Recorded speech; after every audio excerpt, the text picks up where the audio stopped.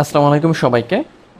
আজকের ভিডিওতে আমরা জানব ফ্রিল্যান্স মার্কেটপ্লেসের বাইরে কিভাবে ক্লায়েন্ট পাওয়া যায় বা কোন কাজগুলো করলে আপনি ফ্রিল্যান্স মার্কেটপ্লেসের বাইরে ক্লায়েন্ট পাবেন। আর ফ্রিল্যান্স মার্কেটপ্লেস বলতে আমরা সাধারণত বুঝি ফাইবার, আপওয়ার্ক বা ফ্রিল্যান্সার ইত্যাদি মার্কেটপ্লেসকে। তো এখন বিষয়টা হচ্ছে এরকম যে সবসময় মার্কেট প্লেসের উপর নির্ভর করাটা আসলে মানে ভালো না। আমাদের যেটা করতে হবে, মার্কেট প্লেসের পাশাপাশি মার্কেট প্লেসের বাইরে থেকে কিভাবে ক্লায়েন্ট পাওয়া যায় সেই জিনিসটা আমাদের জানতে হবে। তো সেটাই আমরা দেখব। তো এই জন্য আপনাদের প্রথমে যেটা করতে হবে যে একটা স্ট্রং পার্সোনাল ব্র্যান্ড তৈরি করতে হবে। এখন সেটা আপনি কিভাবে করবেন? আপনি তো অলরেডি কোনো কাজ পারেন বা আপনার কোনো স্কিল আছে। তো অবশ্যই ওই স্কিলটাকে ব্যবহার করে আপনার একটা পার্সোনাল ব্র্যান্ড তৈরি করতে হবে। এই জন্য আপনি একটি প্রফেশনাল ওয়েবসাইট বানাতে পারেন, তারপরে মানে পোর্টফোলিও হিসেবে শো করানোর জন্য। এবং ওই ওয়েবসাইটে আপনার যত ধরনের কাজ আছে বা আপনি যত ধরনের কাজ পারেন যা যা আপনি করেছেন সব আপনি ওখানে রেখে দেবেন। তাহলে যখন কারো কাছে আপনি আউটরিচ করবেন বা যার মানে কারো কাছ সাথে যোগাযোগ করবেন যে আপনি এই কাজ করতে পারেন, তখন পোর্টফোলিও হিসেবে আপনি আপনার ওয়েবসাইটকে দেখাতে পারবেন যে আচ্ছা ঠিক আছে, দেখো আমি হচ্ছে এই কাজগুলো হচ্ছে পারি। এখানে আপনি আপনার কাজ শোকেস করতে পারবেন, সার্ভিসগুলো দেখাতে পারবেন, টেস্টিমোনিয়াল অ্যাড করতে পারবেন, তারপর আপনার কন্ট্যাক্ট ডিটেলস দিতে পারবেন। তারপরে আপনার বিভিন্ন কেস স্টাডি, তারপর সাকসেস স্টোরি, এগুলো আপনি শেয়ার করতে পারবেন। মানে যদি আপনার একটা প্রফেশনাল ওয়েবসাইট থাকে এবং মানে ওয়েবসাইট এবং একই সাথে পোর্টফোলিও, পোর্টফোলিও অবশ্য অন্যভাবেও আপনি ক্রিয়েট করতে পারেন, কিন্তু ওয়েবসাইটটাকেও পোর্টফোলিও হিসেবে ব্যবহার করতে পারেন।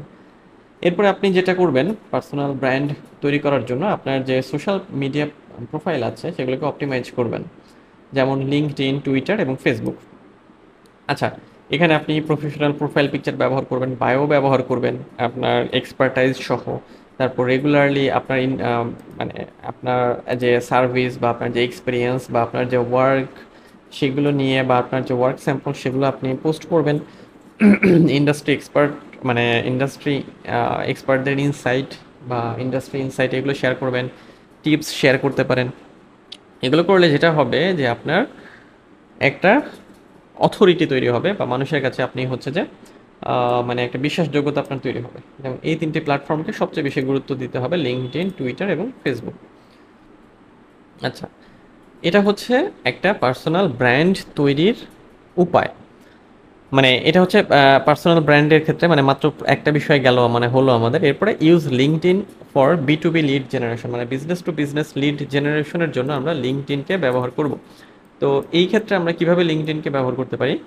আমাদের লিঙ্কডইন যে প্রোফাইল আছে সেটাকে আমরা রিলেভেন্ট কিওয়ার্ড দিয়ে অপটিমাইজ করব, মানে যাতে সেটা মানুষের সামনে পৌঁছালে খুব প্রফেশনাল লাগে। তারপরে connect with business owners, CEOs and decision makers in your niche. আমাদের যে নিশ আছে সেই নিশের যারা বিজনেস ওনার আছে, যারা সিইও আছে, ডিসিশন মেকারস আছে, তাদের সাথে আমরা এঙ্গেজ হব, কানেক্ট হব। আচ্ছা, post valuable content and engage in industry discussions. আমরা ভ্যালুয়েবল কন্টেন্ট আপলোড করব এবং আমাদের মানে বিভিন্ন রকম ইন্ডাস্ট্রি যে ডিসকাশনসগুলো হবে সেগুলো আমরা ওখানে মানে আপলোড করে দিব আর কি, মানে পোস্ট করবো আর কি। Use LinkedIn sales navigator for targeted lead outreach. আমরা লিঙ্কডইনকে পে করে সেলস নেভিগেটর নিতে পারি এবং তার মাধ্যমে আমাদের টার্গেটেড লিডকে আউটরিচ করতে পারি, তাদের কাছে পৌঁছাতে পারি।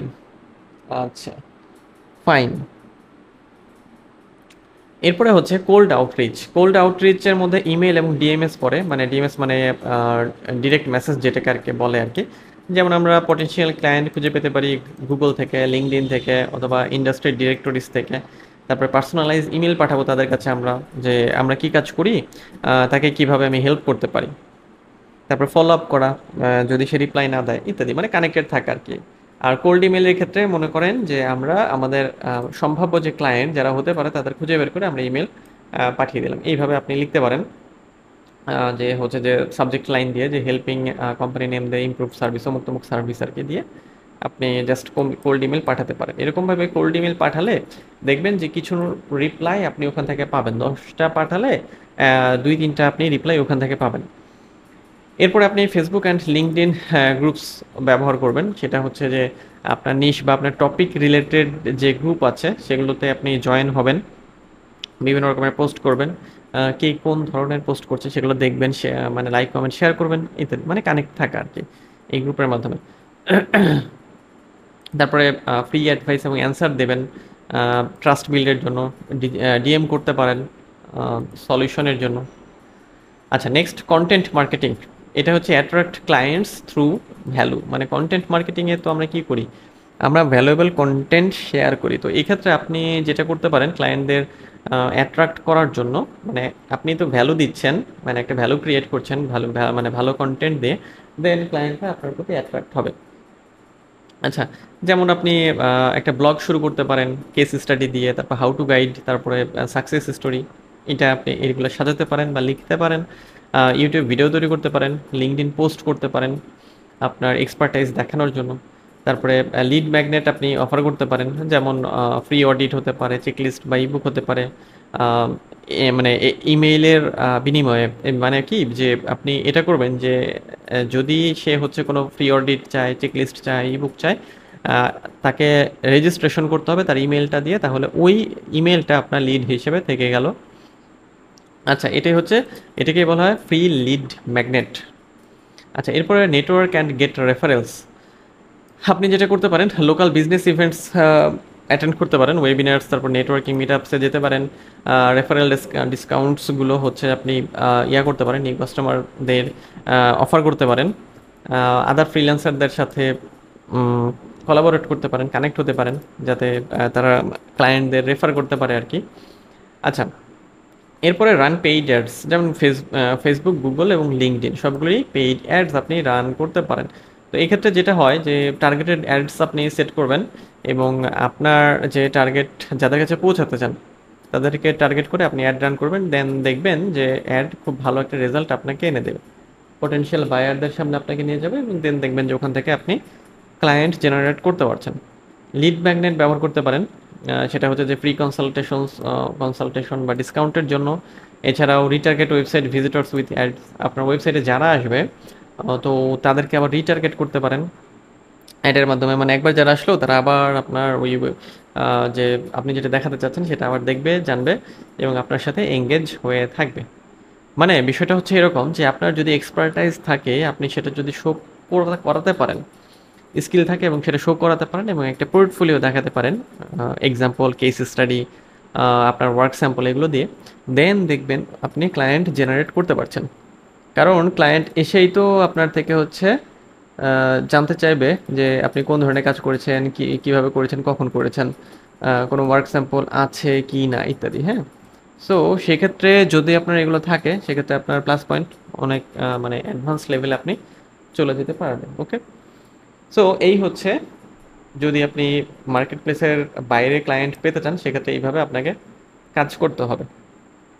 কাজগুলো কঠিন না, সহজ, কিন্তু ধৈর্য নিয়ে, সময় নিয়ে আর কি আপনার কন্টিনিউয়াসলি করতে হবে। মূল বিষয় হচ্ছে যে ধারাবাহিকতা বজায় রাখা। যদি আমরা ধারাবাহিকতা বজায় রাখতে পারি তাহলে আপনি অবশ্যই এখানে ভালো করতে পারবেন। কথা একটাই, সেটা হচ্ছে যে হাল ছাড়া যাবে না, সবসময় আপনার এগুলো কন্টিনিউয়াস প্র্যাকটিসের মধ্যে রাখতে হবে।